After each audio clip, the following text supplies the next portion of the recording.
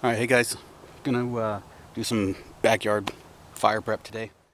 And this is basically what I do every time. I just break it down from small, big, bigger, and I do lots of shavings. And I either use fatwood or birch or cedar to get the thing going with a ferrocene rod. So I'm just processing stuff down, and I'll show you what I got so far, and later I'll show you some more scrapings and stuff with the fatwood and what I do there. But if you've watched any of my other videos, I've done this stuff 100 times, so I'm just bored. So anyway, here we go. Alright, so I've got some really big stuff, a little bit smaller stuff, even smaller stuff, and over here I'm going to put some shavings or some feather sticks or whatever in the heck I want to do. But I've got, fatwood and birch bark. Alright, and I was just using my old camp axe and my buck knife to process it down. Use the axe to get it down to about this size or this size, and then I use the knife to go from this size to this size and to do my shavings and scrapings and whatnot. And it's starting to rain now, but always put a base down and use a brace. I'm going to use this old piece of wood here that was in there. It's soaking wet as a brace, and I got my base down to keep everything up off the wet coals and stuff. So that's a setup so far. We'll get a fire going here shortly. Alright, so like I said, when I get it down to about this size, I start using my buck. And for those of you that don't know, don't use anything but a full tang knife to baton with, because the chances are pretty high that you're going to break it unless you know what you're doing.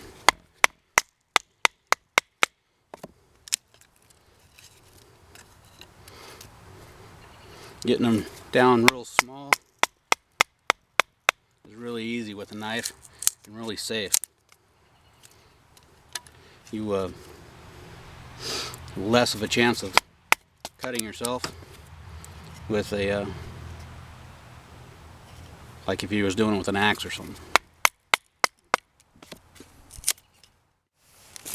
Alright, when I do my shavings, I try and get the driest wood that I can. If it's been out in the rain and it's a little bit wet, go for the heart center of the wood. It will be the driest part. And you can see this is the outside of the wood. It's wet all the way up into here. But this is going to be a lot drier than this.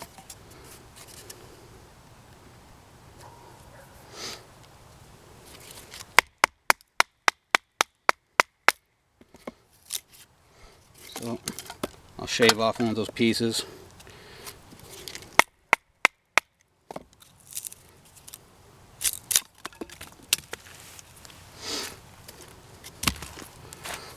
Alright, now what I'm going to do is start making curls, and I will do enough to fill a baseball cap, and that would be it.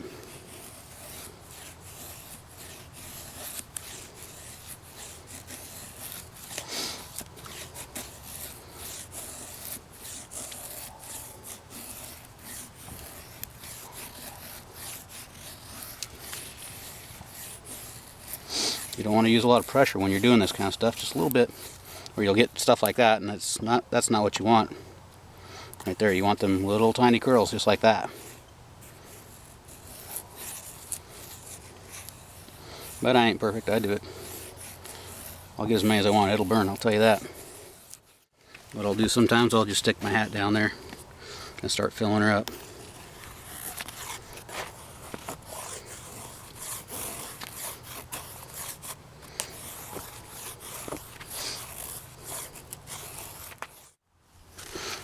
Alright, so here's a bigger piece of fatwood that I had in my shop. I've been letting it dry out for a while, but when I do this, I use the back of my knife or any good 90, and I'm looking for just fuzz that'll catch a spark real easy from the ferrocene rod.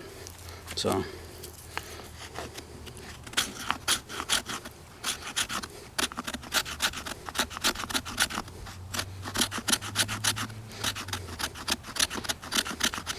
don't know if you guys can see that real well, but it's just fuzz that the jimping gets off of there, and you know, a 90 is going to work, but you can see that it's digging in there just to get fuzz, and I just want a good pile of that that'll catch a spark.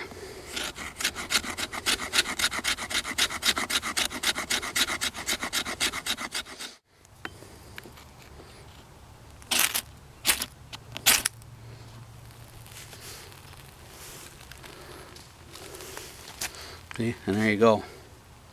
Once I get that to go, and we get it over to what we're actually going to be burning, it'll ignite everything else. Fatwood is a great asset if you know where to find it, and you got it in your area. It's definitely worth having in your tinder bag. Alright, so I got all my shavings in there and everything, you know. Here's some fatwood here, and this stuff will burn for quite a long time, enough time for me to get this stuff on. Once that takes off really good, we'll go to this stuff, and that stuff, and that stuff, and then we'll put on some even bigger stuff. This is just some perch that I had laying around.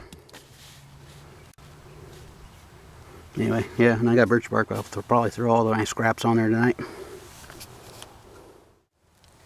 This is fatwood shavings, fatwood scrapings.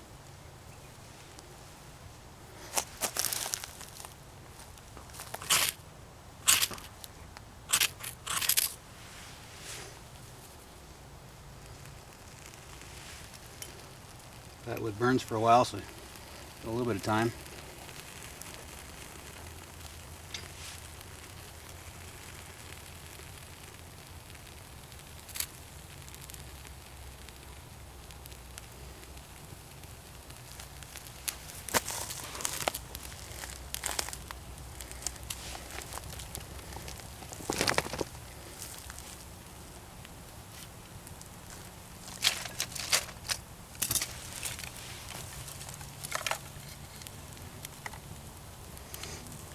This brace is a little bit tall.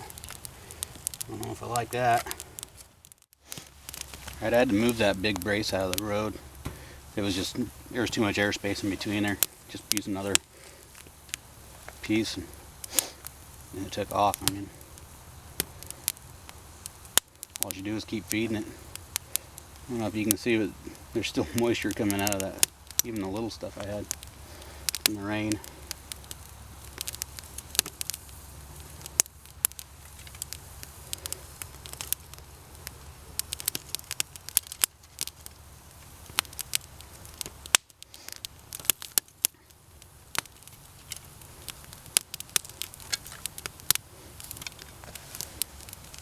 You know, another thing to keep in mind is if you put it in a type of an A-frame configuration, the fire will burn upwards, and it'll dry some of the wetter stuff that you got as it burns.